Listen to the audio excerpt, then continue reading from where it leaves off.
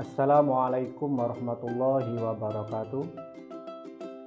Selamat pagi anak-anakku semua. Apa kabarnya kalian hari ini? Bapak doakan semoga kalian semua baik-baik saja. Kita berjumpa lagi pada pelajaran Pendidikan Agama Islam dan Budi Pekerti kelas 11. Pada pertemuan kali ini, kita akan mempelajari tata cara perawatan jenazah sesuai syariat Islam. Submaterinya adalah memandikan dan mengkafani jenazah. Tujuan pembelajarannya, setelah kalian mempelajari materi ini, kalian diharap mampu: 1. Menjelaskan dalil tentang memandikan dan mengkafani jenazah dengan benar. Yang kedua, menganalisis ketentuan dan tata cara memandikan dan mengkafani jenazah. Yang ketiga, menyajikan ketentuan dan tata cara memandikan dan mengkafani jenazah sesuai syariat Islam. Yang keempat, mempraktekkan tata cara memandikan dan mengkafani jenazah sesuai syariat Islam. Anak-anakku sekalian, kalian pasti sudah mengetahui bahwa seluruh makhluk hidup yang ada di dunia ini pasti akan mati.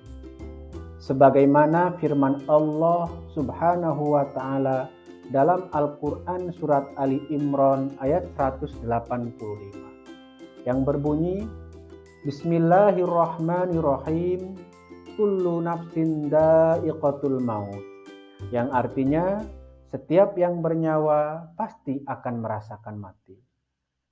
Anak-anakku sekalian, ayat ini menegaskan kita bahwa seluruh makhluk Allah termasuk manusia cepat atau lambat pasti akan mati. Namun yang perlu kalian ketahui bahwa agama Islam sangat memuliakan manusia.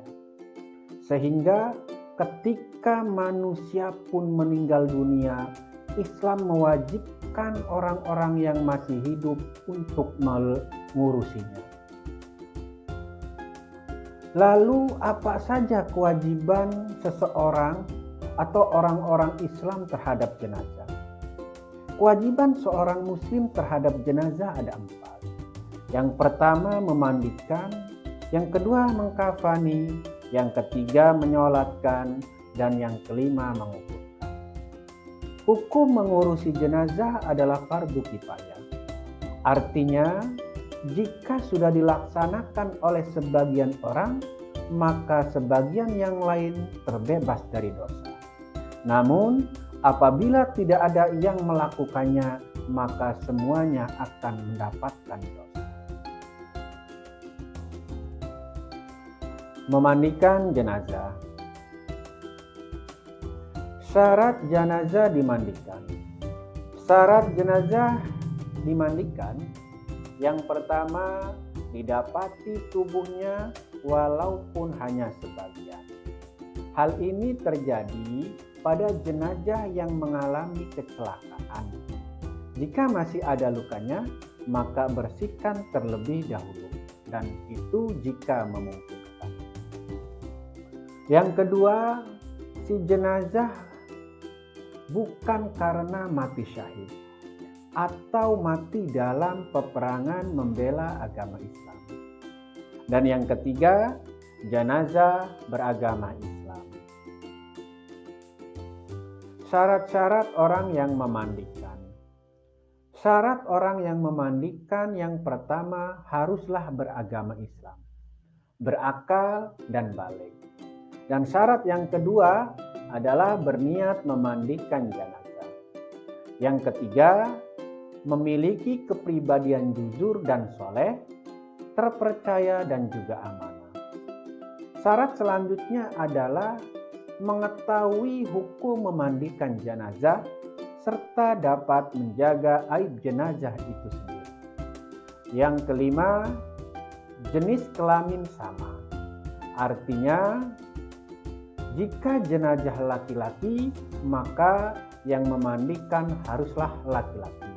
Begitupun sebaliknya, kecuali suami istri ataupun mahramnya.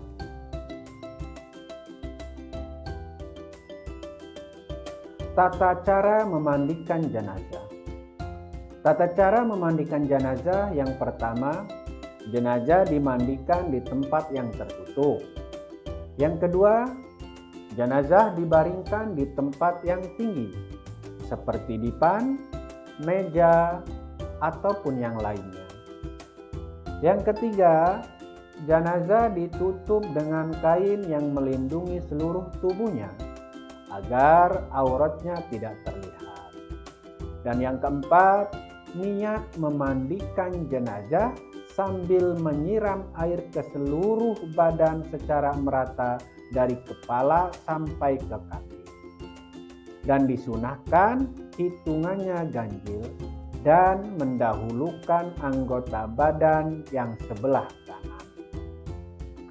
Yang kelima, bersihkan kotoran dan najis yang melekat pada anggota badan jenazah dengan sampo ataupun sabun.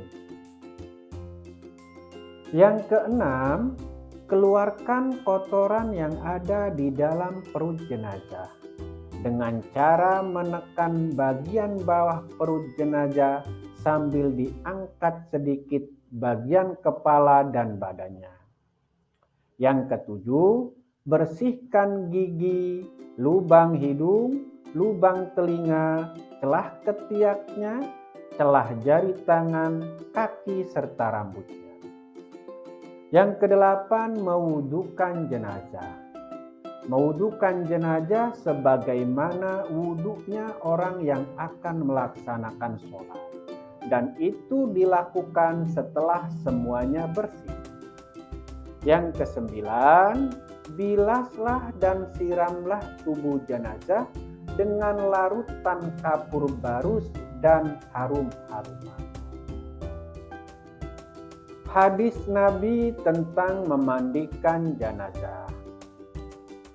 Dari Ummu Atiyah, seorang wanita Ansor radhiyallahu anha berkata, Rasulullah Shallallahu alaihi wasallam menemui kami saat kematian putri kami. Lalu beliau bersabda, mandikanlah dengan mengguyurkan air yang dicampur dengan daun bidara 3 kali, 5 kali, atau lebih dari itu jika kalian anggap. Dan jadikanlah yang terakhirnya dengan kapur barus atau yang sejenisnya. Dan bila kalian telah selesai, beritahu aku. Ketika kami telah selesai, kami memberitahu beliau. Kemudian beliau memberikan kain beliau kepada kami seraya berkata, pakaikanlah ini kepadanya. Maksudnya pakaian beliau. Hadis riwayat Bukhari. Mengkafani jenazah. Ketentuan-ketentuan mengkafani jenazah. Ketentuan mengkafani jenazah yang pertama, batas minimal mengkafani jenazah, baik laki-laki maupun jenazah perempuan, adalah selembar kain yang dapat menutupi seluruh tubuh jenazah. Yang kedua, batas sempurna bagi jenazah laki-laki adalah 3 lapis kain kafan. Dan bagi jenazah perempuan adalah 5 lapis.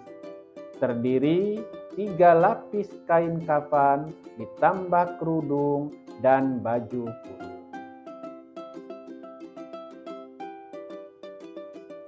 Tata cara mengkafani jenazah. Tata cara mengkafani jenazah yang pertama, siapkan tali di tempat yang akan digunakan untuk mengkafani jenazah. Jumlahnya disunahkan ganjil.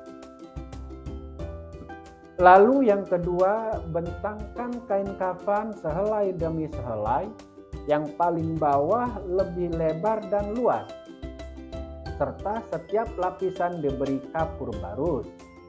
Bagi jenazah perempuan, siapkan baju kurung dan kerudung. Lalu yang ketiga, angkatlah jenazah dalam keadaan tertutup kain dan letakkan di atas kain kafan, kemudian ditaburi wangi-wangi.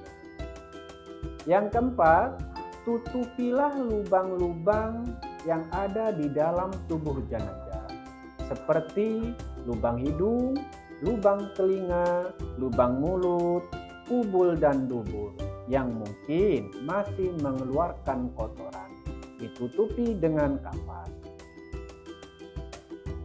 Yang kelima, bagi jenazah perempuan, pakaikan baju kurung dan kerudung. Selanjutnya yang keenam, selimutkan kain kafan lembar demi lembar dari lembar yang paling atas dimulai dari bagian kiri. Dan yang ketujuh, ikatlah dengan tali yang sudah disiapkan sebelumnya di bawah kain. Dan yang kedelapan, simpul tali diletakkan di sebelah kiri tubuh jenazah. Hadis Nabi tentang mengkafani jenazah. Dari Aisyah radhiyallahu anha bahwa Rasulullah shallallahu alaihi wasallam saat wafat dikafani jasadnya dengan 3 helai kain yang sangat terbuat dari katun dari negeri Yaman, dan tidak dikenakan padanya baju dan sorban atau tutup kepala. Hadis riwayat Bukhari. Demikianlah pelajaran kita hari ini. Semoga dapat bermanfaat dan semoga kita semua diberikan keberkahan oleh Allah Subhanahu wa taala. Terima kasih. Wassalamualaikum warahmatullahi wabarakatuh.